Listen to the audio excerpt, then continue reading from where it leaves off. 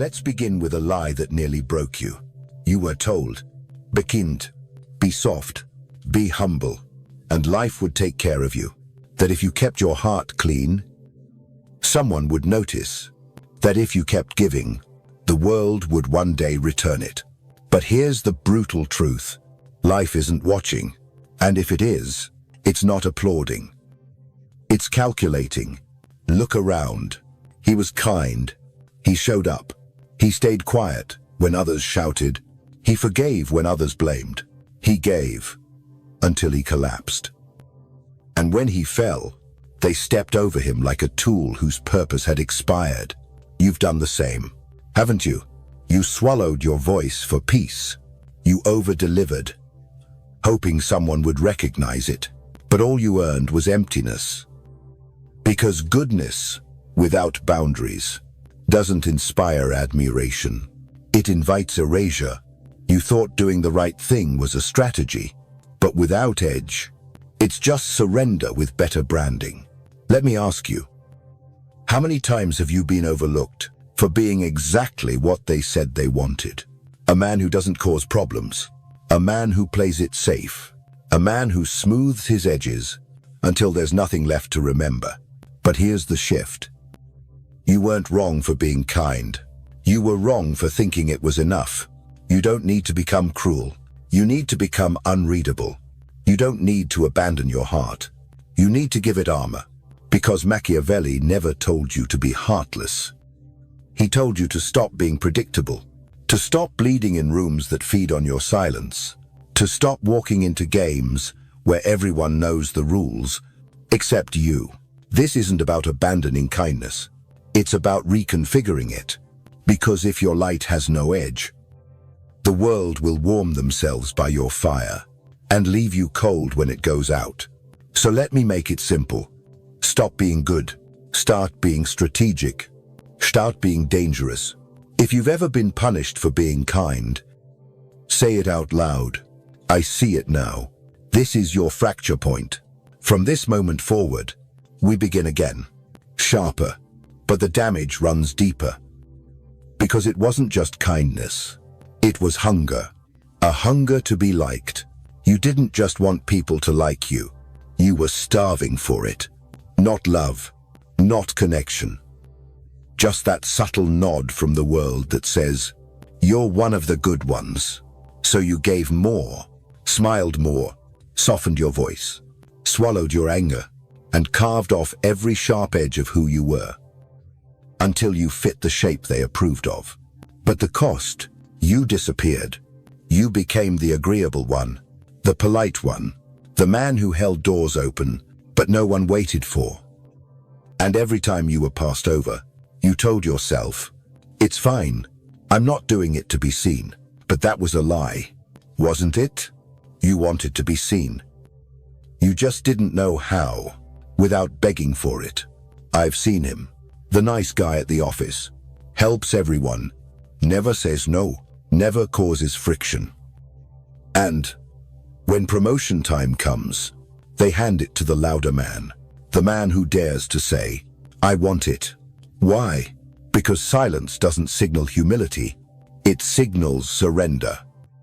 And when you live to be liked, you become easy to understand, easy to manage, easy to overlook.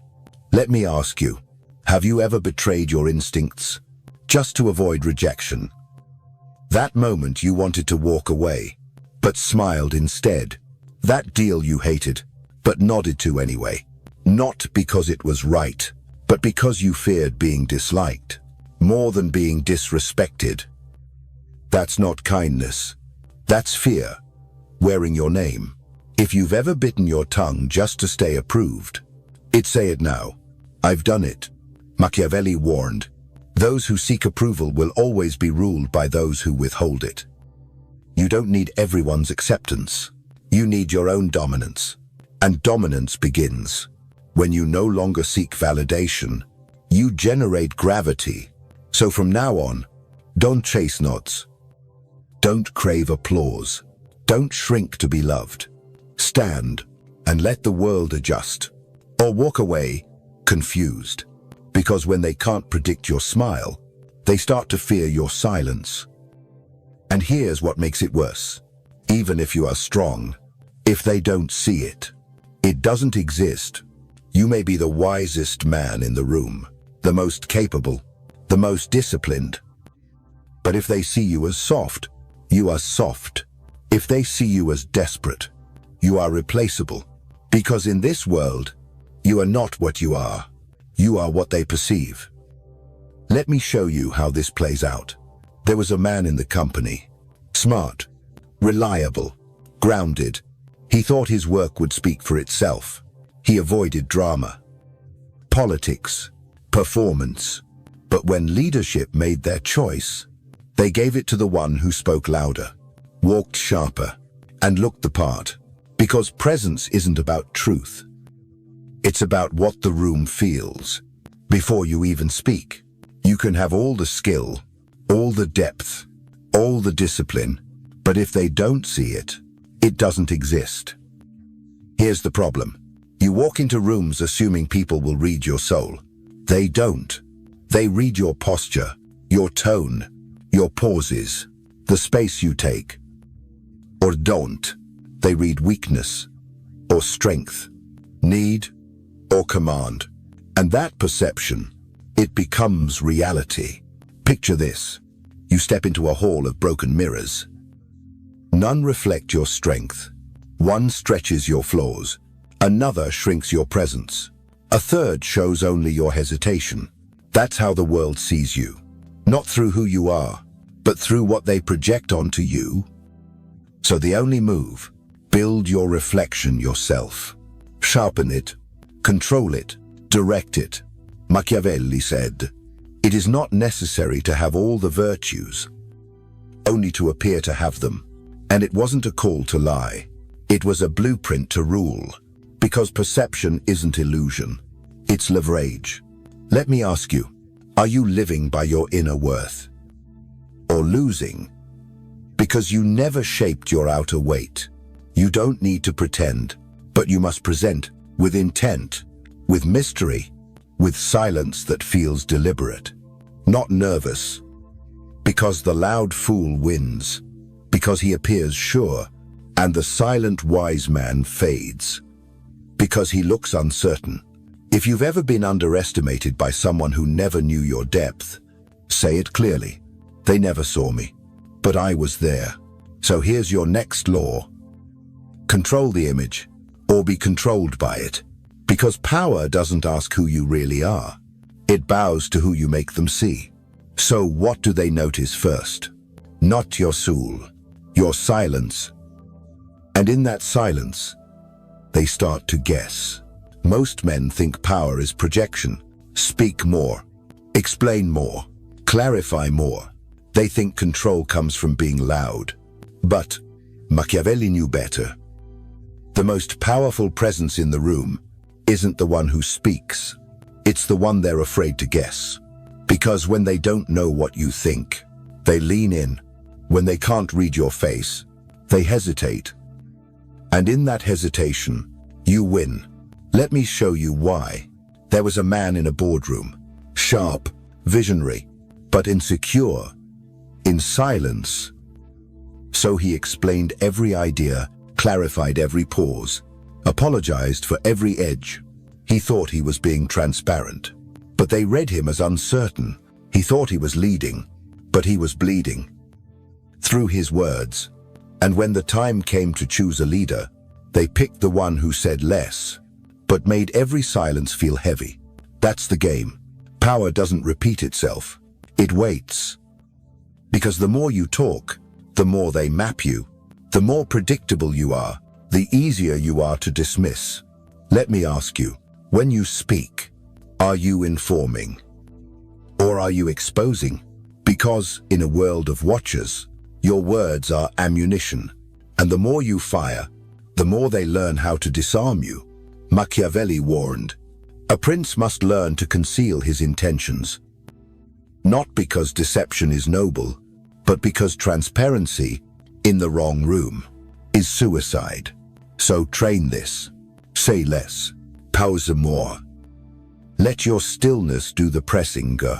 Let the silence become a canvas, onto which others project fear, wonder, confusion, because the man who speaks too much is always available. But the man who withholds, he becomes rare, memorable, untouchable. If you've ever revealed too much and felt them use it against you, admit it now. I gave them the weapon. Never again. You don't need to respond. You don't need to correct every misunderstanding. You don't need to defend your truth. You need to become the question they can't answer. So next time you feel the urge to explain yourself, don't. Next time they press for clarity, smile and say nothing. Because in the end, power doesn't come from being heard. It comes from being impossible to read. But if they can guess what's behind your silence, you've already lost. Because now, you're predictable. If they can predict you, they can plan around you. They can bait you, play you, trap you. And they won't need power. They'll just use yours against you. Because every pattern is a roadmap. Every consistent reaction, a script they can rehearse in advance. Let me show you. There's a man in every circle. He always says yes, always forgives, always calms the room. No matter how deep the cut, he thinks his consistency earns him trust. But really, it earns him exposure, because they know exactly how he'll respond. So they push harder. They test his silence. They exploit his grace. They take and take. Until one day, he has nothing left to give. He walks away, and suddenly, they panic. Because the one man they counted on to never leave, just did. Let me ask you, have you ever made yourself so safe, so understandable, that people stopped fearing what would happen if they lost you? That's the danger of being predictable. You think you're building peace, but you're just building a system where your reactions are tools in someone else's hands. Anger, expected. Forgiveness, assumed. Silence, interpreted as weakness. They know your moves before you do, and that makes you manageable. But here's the shift. Unpredictability isn't chaos. It's calculated pressure. It makes them pause, recalculate, think twice. They don't know if you'll stay or vanish, speak or withdraw, forgive or forget them completely. And that uncertainty, it changes the dynamic. It creates distance. And in that distance, you gain control, because people don't fear cruelty. They fear what they can't predict. They fear the calm man who doesn't flinch, the quiet man who smiles, but says nothing, the man whose absence feels heavier than his presence. So here's your shift. Break your pattern. Say no where you used to nod. Disappear when they expect you to engage. Withhold what you once spilled too easily, because unpredictability is not confusion. It's control. And sometimes, it's the only thing protecting you from being devoured. If you've ever been played because they knew exactly how you'd respond, say it now. I was predictable, but that version of me is gone. So what happens when you break your pattern? When you stop showing up like clockwork, they start to notice your absence more than your presence. You were taught to show up, to be consistent, to always be available. They said, that's how people trust you. That loyalty is built through presence. That being there means being remembered. But Machiavelli warned, too much presence isn't trust. It's delusion, because the more they see you, the more they believe they've figured you out. And once they believe they know you, they stop fearing you. They stop respecting you. Familiarity doesn't breed loyalty. It breeds forgetfulness. Let me ask you, have you ever been in a room, completely present, and yet completely invisible? You answered the call. You showed up early. You said yes. You stayed late. You were always there. And still, they overlooked you for the man who appeared just enough to be felt. That's the paradox. The more predictable your presence, the less weight it carries, because what is always available becomes expected, and what's expected is never valued. So here's your new law. Scarcity builds significance. Distance créate demande. Powerful men are not the ones who attend every battle. They're the ones whose silence feels like strategy, whose absence stings louder than their voice ever did. There's a reason the king doesn't attend every gathering. A reason legends are remembered more for their retreats than their appearances. Because when you vanish, you force the world to feel your shape. By the void you leave behind, you want to shift the power dynamic. Stop being everywhere. Stop responding instantly. Stop filling every silence with your presence. Instead, disappear. Let them wonder. Let them sit with their assumptions. Because when your absence makes them uncomfortable, your presence becomes unforgettable. You don't need to say anything. Just leave. Quietly. Intentionally. Because when you stop showing up on command, you stop being a servant. You become a storm on the horizon. They don't know when you'll return, but they prepare for it anyway. If you've ever given too much of yourself and had to disappear just to reclaim your weight, say it now. I was everywhere. Now I choose when to be seen. But what makes absence powerful is that it doesn't leak. It doesn't explain. It doesn't feel. That's emotional control, and most men don't have it. You've been taught to express, to speak up, to just be honest, but Machiavelli would laugh. Not because expression is wrong, but because exposure is fatal, because every emotion you leak is a breadcrumb, and the wolves are watching. Let me show you how. There was a man, sharp, prepared, respected, until the pressure came, and he cracked. A single outburst, one moment of visible rage, one sentence too raw, and in that instant, he lost the upper hand. Not because he was wrong, but because he was readable. His enemy didn't beat him. He beat himself by showing exactly where to strike next time. Let me ask you, how many times have you thought you were just expressing, but what you really did was hand someone the blueprint to destroy you? Because every sigh, every shift in tone, every rise in your voice teaches the room how to break you. You think you're venting. They think you're mapping out your weak points. Emotional control doesn't mean suppression. It means calibration. It means they see your eyes, not your heat. They hear your words, not your wound. They feel your silence, not your storm. Because the man who remains centered when chaos erupts around him, that man is no longer part of the game. He is the board. You think anger proves power. No, it proves exposure. You think tears earn empathy. Not from wolves. They earn leverage. Machiavelli knew. A ruler must act with calculation, not with passion. Because in war, rage is a reaction. But power is precision. So next time someone tries to provoke you, pause, breathe, lower your gaze if you must, but never, ever let them see the flame. Because once they can trigger you, they can train you. And once they can train you, you're no longer a man. You're a puppet with a heartbeat. So here's your lesson. Own your emotion, or it will own you. Be cold, not cruel. Be still, not passive.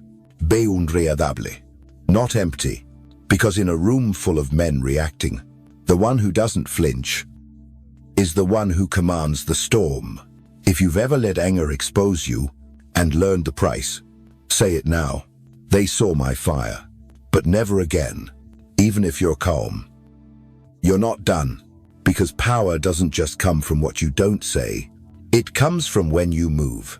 And when you don't. In a world built on speed, you're told to act fast. Respond instantly. Move now, or lose. But Machiavelli knew the deeper law. The one who moves first often moves from fear, but the one who moves last moves from dominance.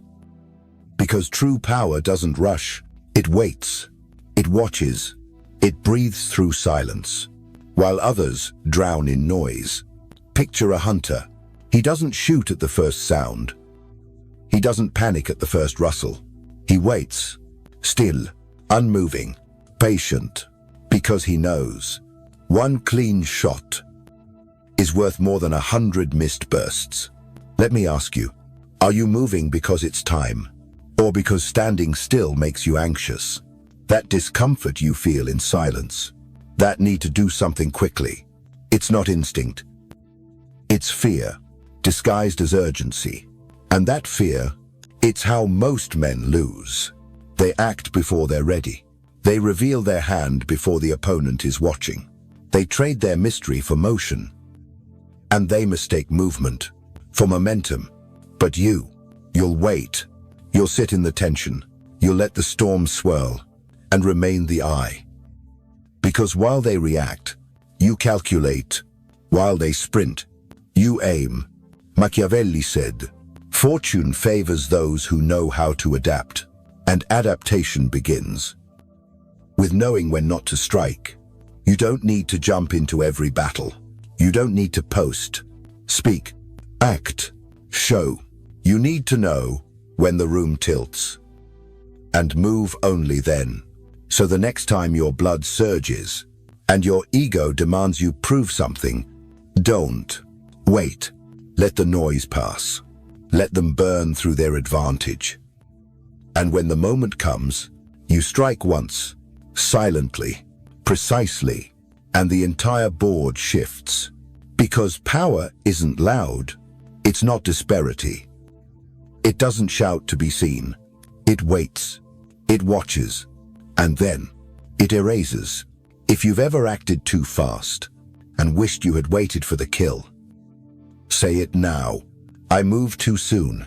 Next time, I wait and end it clean. And when you stop moving like the rest, you become something else entirely. An anomaly. And that's when the game shifts in your favor. Now you see it. Why kindness without armor gets shattered. Why being liked turns to being used. Why predictable emotions become tools in others' hands. You weren't too soft. You weren't too slow. You weren't too kind. You were just unarmed. No one ever taught you that silence can be sharper than speech. That absence can raise your value. That image is leverage. That unpredictability is survival. But now, you've seen the full map. And here's the question.